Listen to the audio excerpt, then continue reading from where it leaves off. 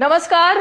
इस वक्त हम जबलपुर से सीधे डीडी डायलॉग लेकर आपके सामने मौजूद हैं और मध्य प्रदेश चुनाव की अगर बात करें तो कुछ समय पहले तक ऐसा लग रहा था कि बहुत स्लो सा चल रहा है ये चुनाव, लेकिन जैसे ही मध्य प्रदेश में बीजेपी की लिस्ट आनी शुरू हुई, अब लग रहा है कि इतना ज्यादा जोर पकड़ लिया है चुनाव ने कि बस अगर चर्चा है कहीं पर तो वो मध्य प्रदेश के चुनाव की है।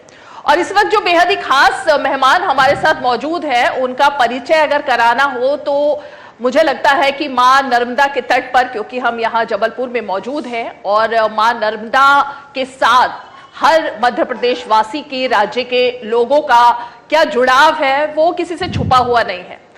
ये शख्सियत ऐसी है जिनका खुद मां नर्मदा के साथ जुड़ाव ऐसा रहा कि 2 बार इन्होंने मां नर्मदा की नंगे पैर परिक्रमा तक की, और इसीलिए जब नरसिंहपुर से उनको टिकट दिया गया तो अब ये कहा जा रहा है कि क्या इसके पीछे भी कहीं ना कहीं मां नर्मदा का कोई संकेत जुड़ा हुआ है। जी हाँ, हमारे साथ केंद्र में मंत्री और बीजेपी के वरिष्ठ नेता प्रहलाद सिंह पटेल जी मौजूद है। बेहद ही स्वागत है प्रहलाद जी आपका। जो बात यहाँ पर अब कही जा रही है, मां नर्मदा के तट से जुड़े नरसिंहपुर से टिकट, कोई संकेत लग रहा है इसमें? 34 साल का मेरा चुनावी राजनीतिक जीवन है। जब मैंने चुनाव लड़ना शुरू किया था तो 89 में सांसद बना था। जहाँ जिस धरती पर मैं पैदा हुआ, जहाँ से मैंने अपनी दलीय राजनीतिक यात्रा शुरू की, वो नरसिंहपुर था। और स्वाभाविक है कि बचपन से जब से हमने होश संभाला, हमारे पुरखों ने हमसे कहा कि मां नर्मदा ही सर्वस्व है। मैंने एक लंबी यात्रा 34 साल की और पार्टी ने मुझे अपनी जन्मभूमि में और अपनी कर्मभूमि में, और वो भी पहली बार विधानसभा का जब चुनाव लड़ने का फैसला किया, तो मुझे अपने आराध्य परम पूज्य श्री श्री बाबा जी की वाणी याद आई। मां नर्मदा जोग भी देती है और भोग भी देती है, और घूमकर वो धरती के ढाल के खिलाफ चलती है, लेकिन जाके समुद्र में रत्ना सागर में मिलती है। शायद मैंने अपने राजनीतिक जीवन की यात्रा तरह तरह से पूरी की और फिर से मैं अपने स्थान पर पहुंच गया। मैं मां नर्मदा की कृपा मानता हूं, अपने दल का आभार मानता हूं। ये भी आपके बारे में हमेशा कहा जाता है जब बात करते हैं यहाँ लोगों से कि जब आपने नर्मदा की यात्रा की और जब कांग्रेस के नेता दिग्विजय सिंह ने यात्रा की तो आपने उनको टिप्स भी दिए कि कैसे यात्रा करनी होती है, क्या क्या सावधानी बरतनी होती है। नहीं, मैं इसको टिप्स नहीं मानता, और मैं आपसे प्रार्थना करूंगा कि हर व्यक्ति जो नर्मदा की परिक्रमा करेगा वो मेरे लिए परिक्रमावासी है। मेरे आराध्य परम पूज्य श्री श्री बाबा जी ने कहा था, कोई भी जिज्ञासु, वो आपका शत्रु ही क्यों ना हो, यदि तुमसे कभी मां नर्मदा के बारे में पूछने आए तो जरूर उसको बताना। या तो जिज्ञासु हो, लेकिन जिज्ञासुओं में अगर जिससे तुम्हारी शत्रुता हो तब भी तुम सहज भाव से उसको बताना। दिग्विजय सिंह से मेरे जो दिग्विजय सिंह जी जब मध्य प्रदेश के मुख्यमंत्री थे तो शायद कटुता और विरोध मुझसे ज़्यादा कभी नहीं रहा जितना मेरा उनके प्रति था। उसको शत्रुता भी कही जाए तो कोई, मैं नहीं मानता कि लोकतंत्र में ये शब्द उपयोग नहीं होता, लेकिन ये सच्चाई है कि हमारा और उनका संबंध शत्रुता का संबंध था। मुझे जिस दिन दिग्विजय सिंह जी ने ये बात कही थी, मुझे अपने आराध्य परम पूज्य श्री वासी जी का वो स्मरण आया कि उन्होंने कहा था कि अगर जिज्ञासा के साथ शत्रु भी सामने आए तो ईमानदारी से, सहज भाव से अपने कर्तव्य को पूरा करना। मैंने वो कर्तव्य पूरा किया। वो मुझसे टिप्स लेने नहीं आए थे। मैंने उनको आग्रहपूर्वक कहा कि यदि आप जबलपुर जाते हैं तो आप बेगड़ जी से भी मिलिए, क्योंकि उनने टुकड़ों में परिक्रमा की है। साथ में जब वो परिक्रमा कर रहे थे, क्योंकि मेरी धर्मपत्नी ने भी मेरे साथ परिक्रमा की है, हम दोनों पति पत्नी उनसे सिवनी जिले में मिलने के लिए गए। मुझे लगता है कि मां नर्मदा के बारे में जब आप तट पर जाते हैं तो मेरे आराध्य परम पूज्य श्री वासी जी कहते थे कि नर्मदा का अर्थ है नर का मद हरने वाली मां नर्मदा। मैं नर्मदा का परिक्रमावासी हूँ। हर परिक्रमावासी, जिसे मैं जानता हूँ या नहीं जानता, उसकी सेवा करने को मैं अपना सौभाग्य समझता हूँ। और इसलिए मैं दिग्विजय सिंह से जब मिलने गया था तो न मेरे मन में शत्रु भाव था, न मेरे मन में राजनीति थी, न मेरे मन में कोई यश था, और न मेरे मन में था कि मुझे इसका श्रेय मिलेगा। मैं एक परिक्रमावासी के पास गया था कि कोई मेरे लायक सेवा हो तो मैं उसके लिए तत्पर हूँ। ये जो चुनाव है, क्योंकि शुरुआत आपने कही कि कोई संकेत है मां नर्मदा का, बहुत ज्यादा इमोशनल सा हो गया ये चुनाव। बीजेपी के हर नेता का कहीं ना कहीं भावुक स्टेटमेंट आ रहा है। आपने भी जो चिट्ठी लिखी उसमें भी आपकी एक तरह से भावनाएं व्यक्त हुई, क्योंकि आपके भाई इससे पूर्व में यहाँ से थे और अब आपको टिकट मिला। तो ये भावनात्मक जुड़ाव जनता के साथ महसूस करने की कोशिश है या कोई और वजह है इसकी? जितने लोग मुझे जानते हैं, जब मैं राजनीति में मूल्यांकन की बात करता हूँ तो मैं कभी ये नहीं कहता कि मेरी पार्टी वालों से या मेरे समर्थक से पूछो। मैं हमेशा कहता हूँ जिसने मेरे खिलाफ चुनाव लड़ा हो या जो मेरा राजनीतिक विरोधी हो, आप उससे पूछो कि प्रहलाद पटेल कैसे जीते हैं। अगर मैं गलत हूँ तो वो कहेगा। ऐसा नहीं कि मेरी आलोचना नहीं हुई है, मुझ पर तो ऐसी उपाधियाँ मिली है, मुझे राक्षस, दुष्ट, गुंडे सब मिल चुके हैं। मुझे देने वाले वही लोग हैं जो आज राय बदलकर कुछ और कहते हैं। मेरी राय नहीं बदली, मेरा काम करने का तरीका नहीं बदला, लेकिन मैं आज जरूर आपके माध्यम से कहूँगा, राज्य के लोगों से वर नहीं, देश के लोगों से कहूँगा, राजनीति की गिरावट हम सबके सामने है। मैंने माँ बेटे को, बाप बेटे को, भाई भाई को टिकट के लिए लड़ते और मरते देखा है, और जो प्रयोग वो करते हैं उसके लिए आप कल्पना नहीं कर सकते कि वो किस सीमा तक गिरते हैं, टिप्पणियां कैसी करते हैं। उस स्थिति में आने वाली पीढ़ी को ये बड़ा संदेश है, और मैं भाग्यशाली हूँ, मेरे परिवार की परंपरा है 60 साल के बाद कोई भी भौतिक व्यवस्थाओं में अपने आप को शामिल नहीं करता। मैं जब 60 साल का हुआ तो मैंने अपनी सारी जमीन जायदाद, मेरा मकान भर जो बदल नहीं सकता था वो रह गया है, बाकी मैंने सब अपने बच्चों के और परिवार के नाम पर कर दिया।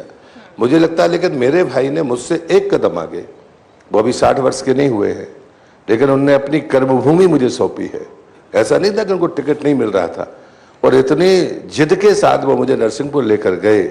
अन्यथा मैंने तो पार्टी के फैसले के लिए हाँ बोला था, और वो फैसला नरसिंहपुर जिले के बाहर का था। और इसलिए मुझे लगता है कि आने वाली पीढ़ी को यह समझना होगा, और जालम सिंह पटेल ऐसे व्यक्ति है जिसको मैं अजय कहने में मुझे कोई संकोच नहीं, कोई विरोधी भी कहेगा उस आदमी को उस सीट पर चुनाव नहीं हराया जा सकता। और इसलिए उसने कहा कि मैं ये खतरा मोल नहीं लूंगा, और दो में से एक भाई ही चुनाव लड़ेगा और आपको नरसिंहपुर से लड़ना चाहिए। तो स्वाभाविक तरीके से मैं मानता हूं कि इस मुद्दे पर जरूर चर्चा होनी चाहिए कि जहां पद के लालच में राजनीतिक गिरावट इस सीमा तक चली जाए। मैं भाग्यशाली हूं, मेरा परिवार, मेरी खानदान इस बात पर गर्व करती है कि कोई भी धन का या पद का लालच हमारे भाइयों के बीच में आड़े नहीं आ सका। ये मेरे लिए गर्व की बात है। इसीलिए आपने उनको भरत कह दिया? मैंने कहा कि मैं राम नहीं हूं, लेकिन उसने भरत से कम काम नहीं किया, ये सच है। प्रहलाद जी, लेकिन ये अचानक हुआ क्या? बीजेपी ने ये जो टिकटें दी हैं इस बार, जो चर्चा का विषय है, बीजेपी तो कभी ऐसे नहीं करती थी कि इस तरह से मैदान में मंत्रियों को, सांसदों को, वो सबकी ताकत देखना चाह रही है या बता रही है कि अब मतलब एसी कमरों से बाहर निकलिए और जरा दिखाइए कि वाकई में अभी भी आप में दम है या नहीं है? नहीं, मुझे लगता है कि सांसदों को चुनाव नहीं लड़ाया गया, ऐसा मत कहिए। बहुत लोग लड़े, उमा भारती आई जिस समय उनको चुनाव लड़ाया गया, वो सांसद थी, लेकिन उस बात को 20 साल होने वाले हैं। पर मंत्री थी वो तो। हाँ। तो ये मुझे लगता है कि हमको राजनीतिक इतिहास को ईमानदार के साथ टटोलना चाहिए। मैं भारतीय जनता पार्टी जो भी स्टैंड लेती है वो पहली बार नहीं लेती है, कई बार पहले कर चुकी होती है। लेकिन एक बात सच है कि हम 18 साल से ज़्यादा से हम मध्य प्रदेश में सत्ता में काबिज रहे, 1.5 साल कांग्रेस रही है। ऐसी स्थिति में मध्य प्रदेश एक बहुत महत्वपूर्ण राज्य है। मैं हमेशा कहता हूँ ये सुंदर राज्य है, संसाधनों वाला राज्य है और संभावनाओं वाला राज्य है। और जो सबसे इन तीनों से इतर जो हमारी कीमत है कि हम शांति के टापू कहे जाते हैं और शांति के टापू है। किसी भी विकास का सबसे पहला पैमाना होता है कि राज्य में कानून व्यवस्था कैसी है, वहाँ के लोग कैसे हैं, वातावरण कैसा है। आप अन्य राज्यों में जाएंगे, कोई ना कोई दोष मिल जाएगा, जातिवाद का, क्षेत्रवाद का, भाषावाद का, हिंसा का, ऑर्गेनाइज क्राइम का। आपको मध्य प्रदेश में इन 5 खराब मापदंडों में से एक भी नहीं मिलेगा। तो मुझे लगता है कि ये जो चीज़ है, इसके लिए अगर अनुभवी लोगों को मैदान में लाया गया, हमें तेज गति की इकोनॉमी की तरफ जाना पड़ेगा। साथ में हम कभी भी सिर्फ विकास को बिजली, पानी, सड़क, मकान, दुकान यहाँ तक सीमित नहीं करते। हम हमेशा कहते हैं कि हमारी परंपराएं क्या करेंगे। अगर हमारे पास हमने सब कुछ दे दिया और लोगों का लालच खत्म नहीं हुआ तो आप शांति से रह नहीं सकते, पड़ोसी को भी शांति से नहीं रहने देंगे। और इसलिए हम मानते हैं कि मूल्यों के प्रति सजगता हमारी नई पीढ़ी बहुत बड़ी मात्रा में है, ऊर्जा है उसके पास, लेकिन इसकी दिशा अगर भटक गई तो क्या समाज या राज्य का भला हो पाएगा? तो इसलिए मुझे लगता है कि अगर अनुभवी लोगों को लेकर आया जाए तो इसमें मैं बुराई नहीं मानता, बल्कि मैं पार्टी के इस फैसले का स्वागत करता हूं। इसकी एक वजह क्या ये हो सकती है कि शिवराज सिंह चौहान के खिलाफ कोई एंटी इनकम्बेंसी है राज्य में, और इसीलिए इस बार चेहरा इतने सारे दे दिए कि जिसको चुना जाए जनता देख ले? हम जितने लोग चुनाव लड़ रहे हैं, हम सारे के सारे लोग हम उम्र लोग हैं, एक टीम में काम करने वाले लोग। हम सब में अगर कोई लोकप्रिय व्यक्ति है राज्य के भीतर सर्वाधिक, तो उस व्यक्ति का नाम है शिवराज सिंह चौहान। ये अच्छी आपने यहाँ पर बात की और ये बड़प्पन की भी बात है, लेकिन मैं आज सुबह से देख रही थी, कमलनाथ जी का एक ट्वीट था आज सुबह। उन्होंने ट्वीट करके कहा कि बीजेपी एक अजीब सा सर्वे करा रही है कि कौन सबसे कम सीटों पर हारेगा, पार्टी का कौन कैंडिडेट सबसे कम वोटों से हारेगा और उसको आगे बढ़ाया जाएगा। इस तरह का कोई सर्वे लीक हुआ है क्या? अच्छा, कमलनाथ जी के इस ट्वीट पर आपको हंसी नहीं आई? मैं तो जानना चाहती आई, क्योंकि कमलनाथ जी 1 किलोमीटर चल नहीं सकते, एक थका हुआ नेतृत्व, एक कालख पुता हुआ नेतृत्व। उसको ये नहीं, आदमी को नहीं पता, पहले वो अपना तो सर्वे करा ले। और मुझे लगता है कि कांग्रेस को पहले अपना सर्वे कराना चाहिए। 2003 के पहले भीषण पराजय के बाद भी कांग्रेस के पास जो नेतृत्व है वो 2003 के पहले का है। 2003 से जो नेतृत्व भारतीय जनता पार्टी ने संभाला, उसके बाद से हमारे पास हमारे बाद वाली भी पीढ़ी है, उसके बाद वाली भी पीढ़ी है।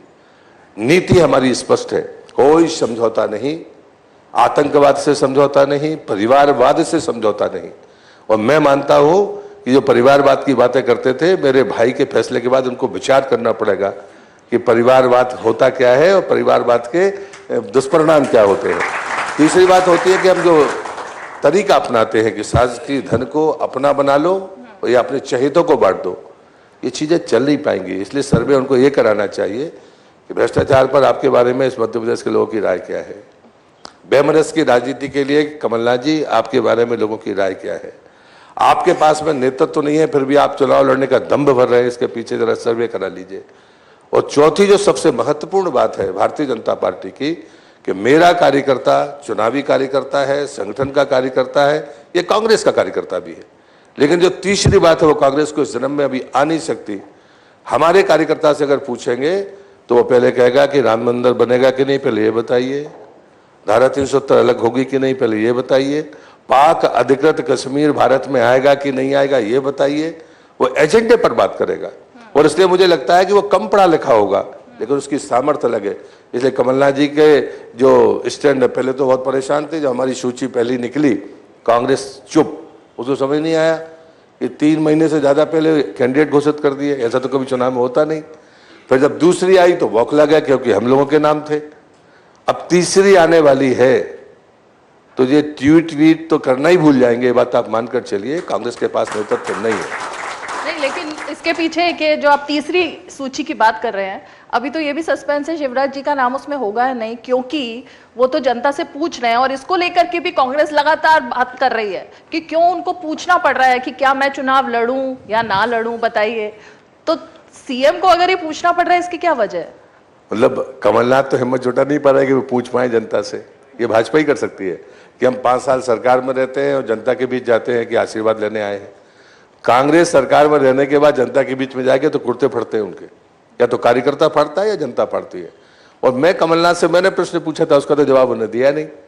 जब वो मुख्यमंत्री थे तो उन्होंने एक कंपनी को, अपनी चहेती कंपनी को 550 करोड़ रुपए दे दिए थे। एक ईंट भी नहीं रखी गई, भूमि पूजन नहीं हुआ। सिंचाई घोटाले की बात। हाँ, कन्हान प्रोजेक्ट की मैं बात कर रहा हूँ। उस पर तो ना कांग्रेस ने जवाब दिया ना कमलनाथ जी ने दिया। थोड़ा ट्वीट करे लेकिन जवाब भी दें। दूसरा भी अजय सिंह राहुल आए थे नरसिंहपुर, वो मुझे कोयला स्कैम में दोषी बता गया कि अटल जी के समय वो मंत्री थे कोयला में, आपको पता है उनका नाम था कोल ब्लॉक में। कांग्रेस के लोगों का विवेक देखिए, उन्हें ये नहीं पता कि कोल स्कैम हुआ कब था। 2005 से 9 के बीच कोयला का स्कैम हुआ। उसके बाद में 2012 में वो सीएजी की रिपोर्ट लीक हुई, शायद उस समय पत्रकारिता में आ गई थी। और उसके बाद में मेरा सौभाग्य था कि मैं 4 से 14 तक सांसद भी नहीं था, मंत्री तो छोड़ दो। अब अजय सिंह राहुल मुझे कहते हैं कि साहब वो तो कोयला स्कैम में इनका भी नाम था। ये झूठ नहीं तो क्या है?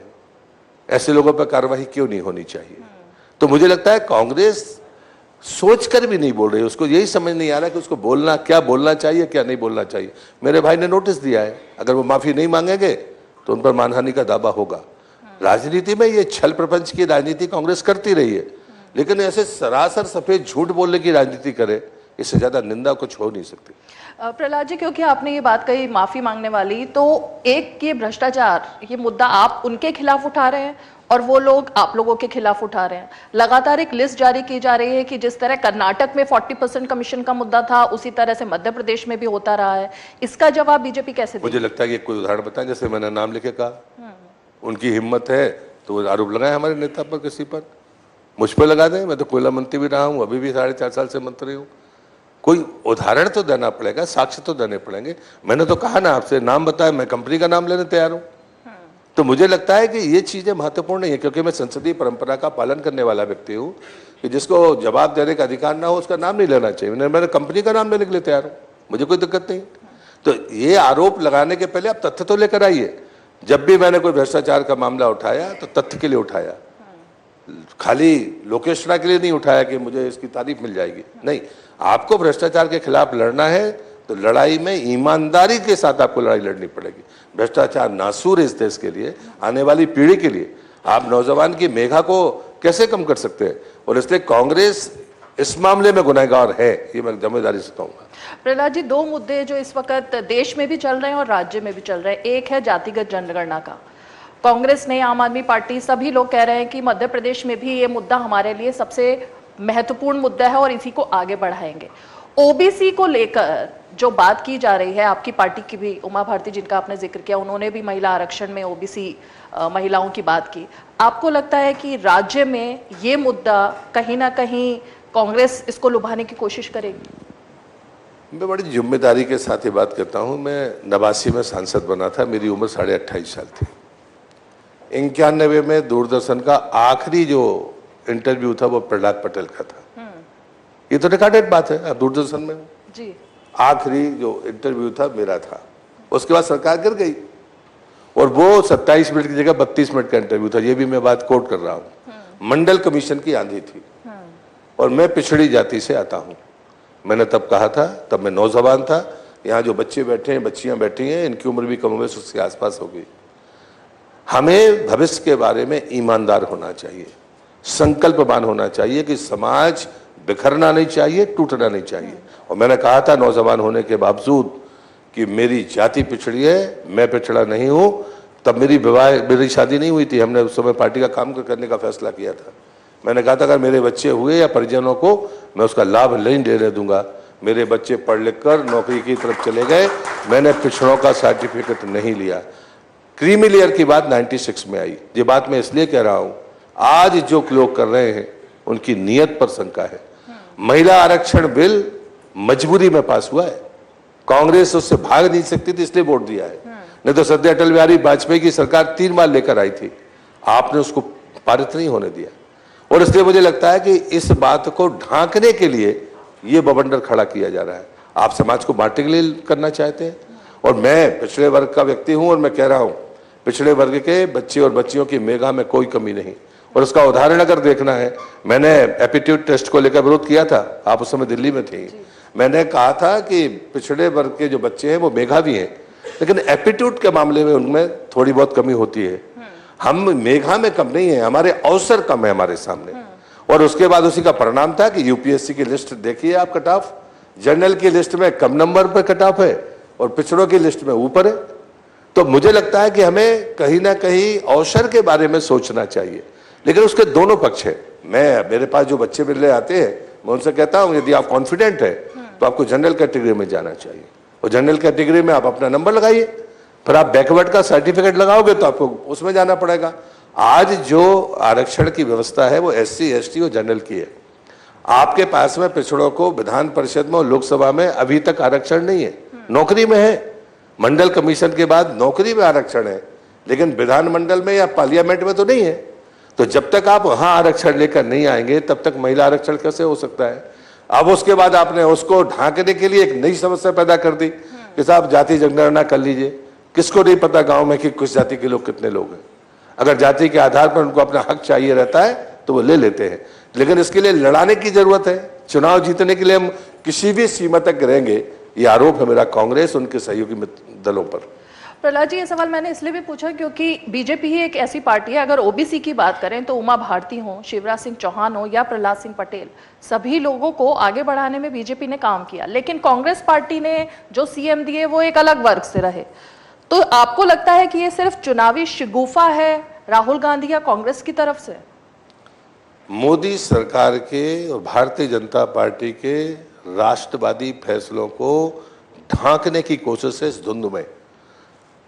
पहले प्रधानमंत्री पिछड़े वर्ग के नरेंद्र मोदी, भारतीय जनता पार्टी। मध्य प्रदेश में हैट्रिक है हमारी, सबसे पहले उमा भारती, बाबूलाल गौर, शिवराज सिंह चौहान, पिछड़े वर्ग के। आपके पास हो तो बताइए। पिछड़ा वर्ग कमीशन पर संवैधानिक अधिकार उसको मिले, दर्जा मिले। चिल्लाते रहे लोग, जो पिछड़ों की वोट पर राजनीति करते रहे, वो नहीं कर सके। वो करने वाले नरेंद्र मोदी, भारतीय जनता पार्टी।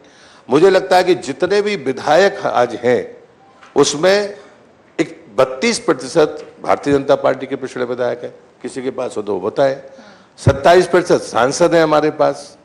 तब तो हमने कभी राग नहीं अलापा कि हम पिछड़ों को नेतृत्व को प्रखरता देना, उसको शिखर पर पहुंचाना, ये भारतीय जनता पार्टी की नीति है। लेकिन जातिवाद के आधार पर नहीं, योग्य नेतृत्व समाज में पैदा करके उसको प्रतिष्ठित करना। समाज का नेतृत्व चाहिए, जो वर्ग उपेक्षित है, पीछे रह गया है, उसे अवसर देना, ये भारतीय जनता पार्टी का संकल्प है, नीति नहीं। ये हमारा संकल्प है जिसको हम करके रखेंगे। मैं ऑडियंस के पास जाऊं, लेकिन दो छोटे छोटे सवाल मैं आपसे जानना चाहूंगी। सुप्रीम कोर्ट ने भी इस चीज का एक तरीके से इस पर अपना कमेंट किया। रेवड़ी कल्चर और योजनाएं, मध्य प्रदेश, राजस्थान, तमाम राज्यों को उन्होंने ये बात कही। यहाँ पर भी ये बात की जा रही है कि चुनाव से एन पहले क्या इस तरीके से जब जनता को लुभाने के लिए कुछ बातें की जाएं वो सही हैं? इस प्रश्न के लिए आपको धन्यवाद दूंगा। कल मैंने उच्चतम न्यायालय के इस फैसले का स्वागत किया है और मैं मानता हूं कि किसी भी योजना के लिए थर्ड पार्टी असेसमेंट और इम्पैक्ट असेसमेंट होना ही चाहिए। और इसके लिए मैं कहीं दूर नहीं जा रहा। मैं जल जीवन मिशन, स्वच्छता मिशन 2014 में शुरू हुआ। हमने दुनिया के अनुमान के 11 साल पहले ओपन डेफिसिट से अपने आप को मुक्त कर लिया, खुले से सोच से।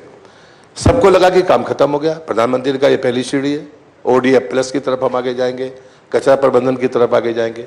लेकिन इम्पैक्ट असेसमेंट हमने कराया, वो WHO का भी है, वो यूनिसेफ का भी है।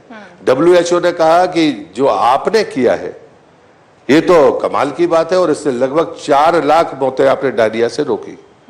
और जो यूनिसेफ ने कहा, उसने कहा कि एक परिवार को सिर्फ शौचालय मिलने के कारण, वो बीमारी से तो बचा, लेकिन वो बीमारी के कारण होने वाली जो दवाइयों का खर्चा था वो प्रति परिवार 60,000 के आसपास उसने बचत की है। ये उसका इम्पैक्ट असेसमेंट है। बाकी विस्तार में मैं नहीं जा रहा हूं। दूसरा है जल जीवन मिशन का। जल जीवन मिशन में तो जो नोबेल पुरस्कार विजेता है उनने भी, WHO ने, दोनों ने असेसमेंट किया। उनने भी डायरिया के बारे में कहा और साथ में ये भी कहा कि अगर ऐसा होता है तो शिशु मृत्यु दर में 30% की कमी होगी। मैं पूछता हूं कि जब हर घर जल पहुंचाने की बात आती है तो जब 2019 15 अगस्त को ये घोषणा की थी प्रधानमंत्री ने, तब इस देश में कुल 3 करोड़ 23 लाख परिवारों के पास पाइपलाइन से पानी था। आज 13 करोड़ 23 लाख कल पूरा हो गया। मैं पूछता हूं ये कैसे हो गया 10 करोड़ लोगों को? यानी अभी 4 साल हमारे काम के पूरे नहीं हुए। घोषणा के 4 साल हुए। हमने दिसंबर में शुरू किया था, मैं उसी विभाग का मंत्री हूं। लेकिन क्वालिटी को लेकर आज आर्सेनिक और फ्लोराइड से प्रभावित एक भी बस्ती नहीं है, जबकि ये मूव करती है। कल होंगे नए स्पॉट, लेकिन हमारी तैयारी है आज की तारीख में। और आर्सेनिक और फ्लोराइड से कोई भी ऐसा सोर्स नहीं है जो इम्पैक्ट हो और उसको आदमी को पीने के लिए जाता हो। दूसरी बात आती है कि आप क्वालिटी की क्या चिंता करते हो। आज जो लैब हमने बनाई है वो 21 हो गई है। हर लगभग कुछ राज्यों में तो ब्लॉक के लेवल पर है। हमने 27 लाख महिलाओं को किट भी दी है, प्रशिक्षण दिया है, अपना पानी टेस्ट करिए। आप 1 महीने में करेंगे, 2 महीने में करेंगे। ये इम्पैक्ट असेसमेंट है। और इसलिए मुझे लगता है कि हम अगर किसी भी योजना को लेकर आते हैं तो मैं गर्व करता हूं। उज्ज्वला योजना, शौचालय बनाने वाली स्वच्छता अभियान, जल जीवन मिशन, आपका आयुष्मान कार्ड, उसके बाद में प्रधानमंत्री आवास, ये ऐसी योजनाएं हैं जो महिला स्वाभिमान, सम्मान और उसके स्वास्थ्य के लिए समर्पित योजनाएं।